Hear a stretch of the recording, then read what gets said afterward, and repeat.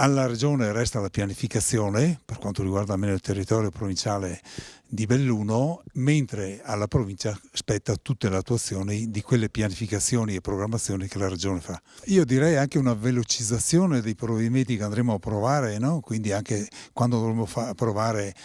l'utilizzo delle fonti luminose durante i censimenti sarà la provincia che li farà, oppure l'uso dei cani da caccia per quanto riguarda i censimenti ai galliformi alpini, ovvero il piano d'abbattimento delle nostre specie di fauna stanziale che viene approvato appunto per tutta la nostra fauna stanziale, la faremo noi come provincia direttamente, sentendo ovviamente i portatori di interesse del territorio, che sono in primis gli agricoltori. Vorrei ricordare che la figura del cacciatore negli ultimi anni è cambiata completamente, non più un prelevatore, diciamo così, non organizzato, ma invece un aiuto per quanto riguarda il riequilibrio di situazioni faunistiche appunto da riequilibrare.